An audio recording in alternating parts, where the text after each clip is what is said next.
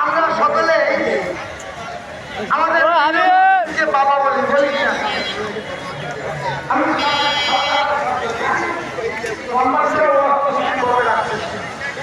বাবা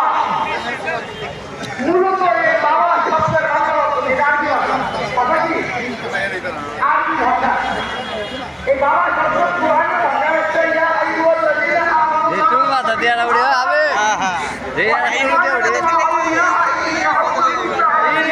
আমি দিলে দিলে আমরা সমস্যা বাবা শব্দটা হচ্ছে পুরানে আমার শব্দ হলো বহু বছর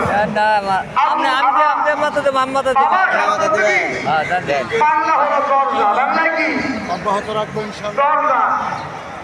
অনেকে আছে না দরজা একটু করতে হোক সেটা বলে না দরজা কারণ হলো ঘরের দরজা খুব মজবুত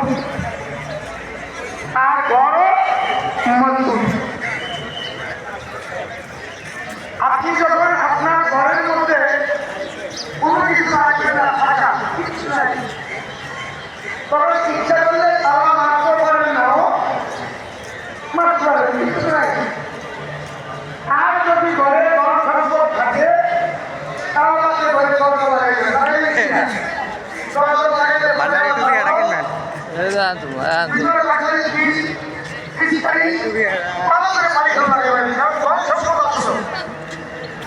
এই জন্য দরকার দরকার তারপরে ধন সম্পদ নাই তার দরকার দরকার তার কি নাই দরকার দরকার তারপরে ধন সম্পদ আছে তার দরকার দরকার আছে তার ধন সম্পদ নাই তার দরকার দরকার এবার আপনি যে দরজা লাগাইবেন কি ধন সম্পদ আছে আপনি যে দরজা লাগাইবেন প্রত্যেকটা মন্দিরে দরজা হচ্ছে তার প্রিয় মুর্শিদ প্রিয় মুর্শিদকে আমি কথা বলা হয় বাবা কি বলা হয় বাবা বাবা মানে দরজা বাবা মানে কি দরজা এখন আপনি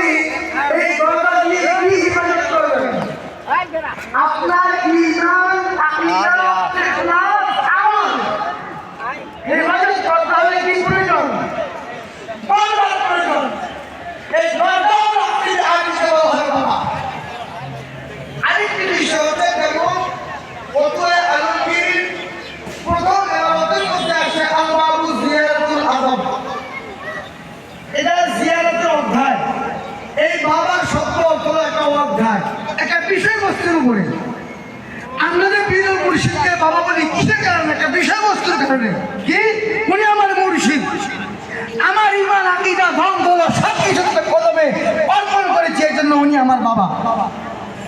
কোরআন দ্বারা বলেন আলবাবুস সিয়াম আলবাবুস সালাত এই বাবা শব্দের অর্থ একটা অধ্যায় আমাদের পীর মুর্শিদ আমাদের বাবা উনি এমন একটি অধ্যায় যে অধ্যায় মানুষের ঈমান আকীদা ইখলাস আমল হেফাজত করা হয় 4 নাম্বার জানাজার নামাজের পরে দোয়া মুনাজাত ফতোয়ায়ে কুনিয়ার মধ্যে লেখা আছে বা'দা জানাজাতি লা তাকুমু লিদ-দুআ খবরদার জানাজার নামাজ পড়ার পরে দোয়ার জন্য দেরি করো না মানে খারিয়ে থাকো না মানে দৌড় দাও আসলে কি এটা অর্থ বোঝার ভুল যিনি ফতোয়া কুনিয়া লেখছেন উনি কি ইবনে মাজাহ শরীফ পড়ে নাই বাইহাকি শরীফ পড়ে নাই মিশকাতুল মাসাবিহ পড়ে নাই